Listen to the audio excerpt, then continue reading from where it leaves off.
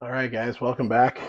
In the previous video, I did all my mechanical watches, state of the collection, and this one is going to be all my digital and quartz watches. There's some fun stuff in here. Again, this is all kind of after about 6 months of collecting, and I just dove in headfirst into collecting and then also building. So some of these are mods that I've built. Actually, most of these are, except for the G-Shocks, but some of them are still modified. And so that's been a lot of fun for me. And that's been like half the hobby has just been building and modifying some of these. And so we'll start up here. This one, this is just my square G-Shock DW 5600. And this one I did a metal case, metal bracelet, and it's great. I love it. I love how this one fits and feels. Then I also put like a neon pink uh, filter in there to give it kind of a just a little bit of an 80s vibe and kind of some neon, but it's also blacklight reactive. And so you can see that thing turns like you can't hardly see through it, but under blacklight it glows. It doesn't, it's not like lume, but still pretty cool. And I love how this one fits and feels. Now, this one does have, because of the end links, you can see these end links, there's no give to them. And so that essentially almost doubles the lug to lug width. You can see how wide that is. And I've got an 8-inch wrist, eight and a quarter almost. And that thing sits, I mean, it sits perfect on me, but anybody with a smaller wrist, oh, that might not work great. This is, again, a case and bracelet from AliExpress. And it's kind of got a brushed finish and a little bit of polish. And then right around the bezel there is brushed and looks great. This is my kind of plain uh, DW 5600, and I did put, just for fun on here, I put this kind of olive green strap off of AliExpress. Um, I'll probably switch it back because this strap doesn't feel as good as the original, and it's kind of whatever. But this one I haven't worn a whole lot. This is just kind of my plain DW 5600. It gets tough when you have this many watches um, to really wear them and really to like get time with them. And so that's what I'm realizing after kind of this obsessive diving in and just getting so many watches. Like I'm realizing, okay, maybe I don't need any more, and maybe I actually need less than this because again, some of these I really barely wear.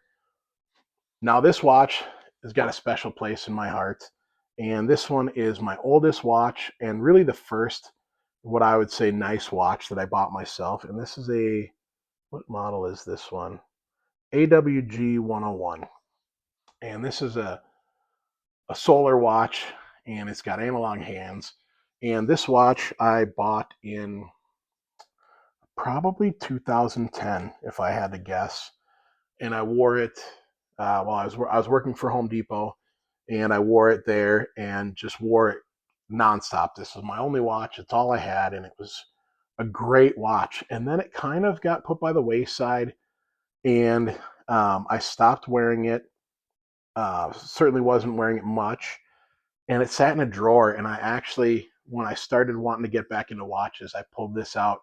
It was totally dead. I had to like put it in the windowsill for like 2 days, just charge it up, but it's just running great and like keeping good time and it's solid. I mean, it's been a fantastic watch. It's a great beater watch, but it's semi-retired now. This is the watch that kind of replaced it. So this is my G-Shock Mudmaster, and this is, let's see here, GG 1000. That's the model, and this was a gift from my ex, and I wore it I wore it every day for quite some time.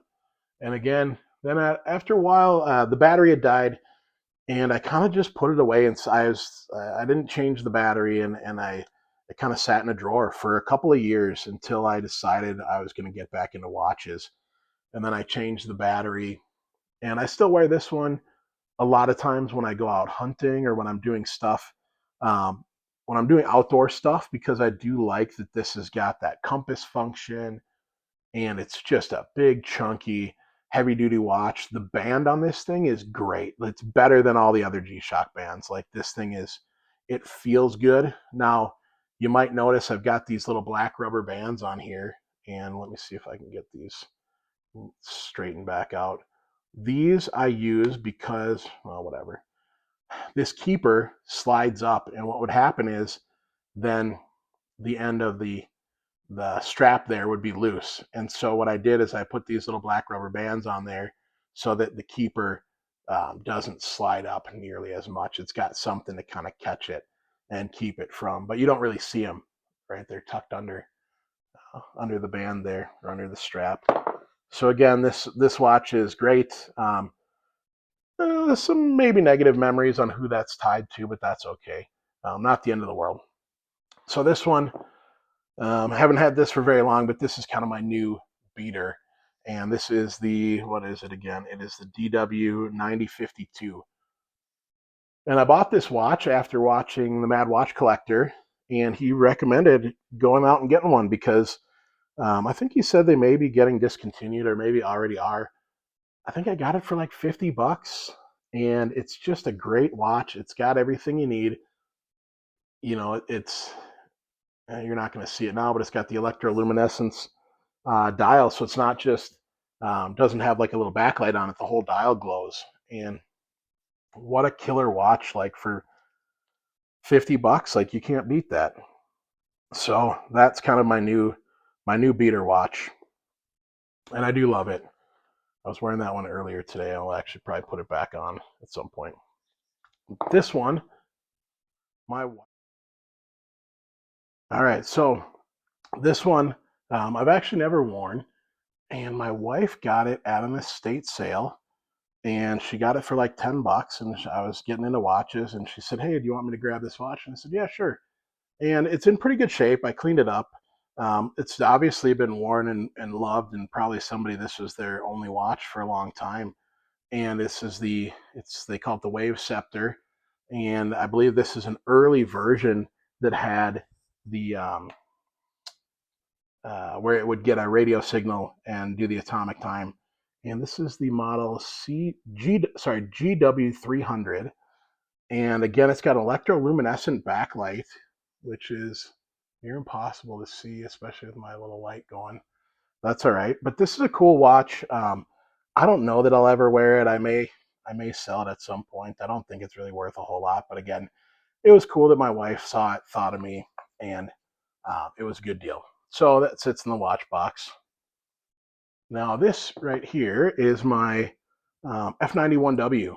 So Casio F91W, classic digital watch. And this one has been modified, as you can see. So I did a metal bracelet and a metal case from AliExpress, and it really kind of adds to the feel of the watch. And then I did the kind of reverse the polarization on the display. So I did the negative display. So it's kind of all black, kind of a stealth look. And I really love this watch. I don't wear it much. I'm a big guy and I've got big wrists, and this thing looks pretty small on me. And also, I kind of had to do the bracelet swap because the factory strap that was on there was so short on me. I was on like the second hole, or maybe even the first hole, because it's such a small watch and it's so short this way. So that one does look really tiny on my wrist, but that's all right. I do wear it sometimes, and it was a fun project to do, and I do really love that watch. Kind of a classic. This one is there we go.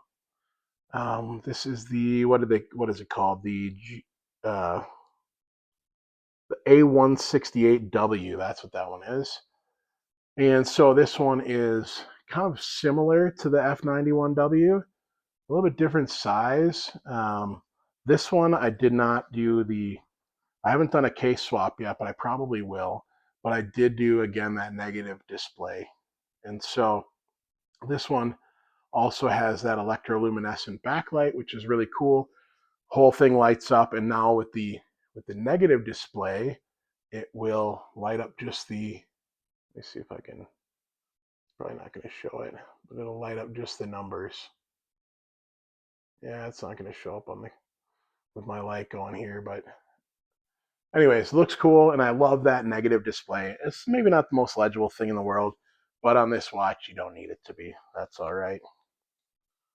Similarly, that watch looks pretty small on my wrist, but it is kind of a cool look, very, very retro. So this one, I got this one fairly recently, and I absolutely love this thing. So this is the Momentum C Quartz, and it is kind of a reissue of the original Chronosport C Quartz, and that was the Magnum PI watch for the first 3 seasons. So this is what I would consider the original Magnum PI watch. It is quartz. It's a 300-meter diver.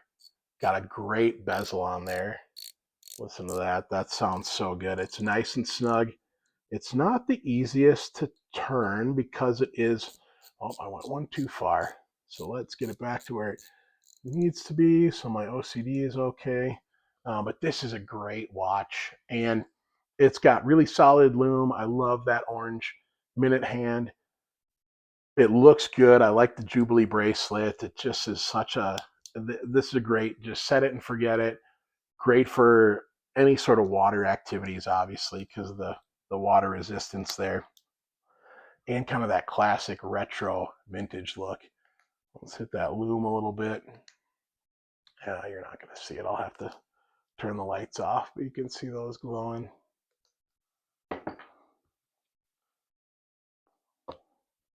So this is somewhat of a Daytona clone, if you will, and this is a Seiko VH31 movement, or VK, I don't remember, VK31, I don't remember, but that's it is quartz, and it's a the chronograph is working. This is one I built. Oh my god, what did I just do? That's not great. Let me fix that before we go on with the video. Otherwise, that's gonna, that little pin's gonna end up lost. Oh, but it already did. Oh, there it is. Let's put that back in there and put the. So this watch is built from AliExpress, and you can see maybe not the highest quality, even though the movement's from Seiko. Let's see if I can just get it down in there with my fingernail while I'm still talking. I almost never wear this watch because it's, I don't know. I built it thinking it was great, and now it just doesn't fit my style all that well. Oh man, I might have to get a spring bar tool out. You guys are probably like, stop messing with it and just move on with the video. But if I, oh, there we go. Did I get it? It's not quite in there. Anyways, maybe it is. All right, good enough. Again, I never wear this watch. It's cool looking. It's got the blue dial and the black tachometer bezel. You know, it's fine. I don't know. It's just not my style. This one, again, same type of build, except this is kind of got that Speedmaster look. This one is much more my style for sure, but I need to resize the bracelet. It's a little bit big. And this one, oh man, I struggled with the setting the second hand. And so I had so many problems where, and it might even do it now, I'd click it and it would spin, it would go past 0 or go past 12 o'clock there. And so it's just this build I struggled with, and it was one of my early builds. But I do love the look of this. Again, it's got that kind of classic Omega Speedmaster look, a little bit more modern with the orange. All right, so my phone keeps cutting out because my memory is full. I need to delete a bunch of stuff. So there's the kind of Speedmaster clone, if you will. And then we've got, I've got a couple of these AE 1200 Casios that I've modded. And this one's kind of just got a kind of a retro color scheme going on. And I've done metal cases and bracelets from AliExpress. The cases on these are great. These metal cases, it does have a sapphire crystal, or at least they claim it does. These bracelets leave a bit to be desired. And actually, I guess this one is from Casio. I pulled this off of another watch, but it is this kind of folded, uh, folded links, and they kind of, I don't know, I don't know if you can hear that. It's got a little bit of a squeak to it, and it's fine. They look all right, and once they're on, they feel great. Like it's a super comfortable watch. The case is nice and kind of rounded and smooth feeling. So I do like that. I've got a couple of these. This is the one in the box. Maybe I'll show the other one too. I've got one that I did kind of a cool look too. I'll go grab that and show that one too. All right, so this one is call this one Starry Night, and you'll see why. I've yet to wear it, but I did modify this one so you can see it's got a little bit of it's got the Starry Night painting there, a blue and yellow filter, and that faceplate's kind of a metallic blue. That one's pretty cool. And then this one I call the Blue Planet. I've worn this one a couple of times, but you can see it's got the planet there, kind of a blue and green color scheme. I really like this one. This one's super cool looking and kind of just kind of interesting. This one is one of the AliExpress bracelets, and you can see looks nearly identical to the Casio bracelet. Same thing. It's got almost like a squeak to it or something. But cool watches, a lot of fun to build, a lot of fun to wear. They're just very interesting. They fit great, super comfortable, have a lot of features on there. So hopefully you guys found this video interesting. If you did, if you haven't seen my other video on all my mechanical watches, go watch that for sure. And then if you found this video interesting or liked it, please give it a like. Please feel free to subscribe to my channel. It would be great to have you guys. We've got a bunch of build videos. Again, I'm going to put this one on because I've been wearing it today. But I've got a build video on this turtle style watch. I've got a build video on this SKX Explorer build. I've got a bunch of other videos we'll be doing. So if you like watch videos, come on back. I've got a bunch more planned. I'm going to do individual reviews on most of these, as well as my mechanical watches. So there's going to be a lot of videos coming down the pipeline. So come on back, guys, and make sure to watch those videos. Like I said, if you haven't seen the mechanical watch collection video already, go ahead and watch that. And thank you very much.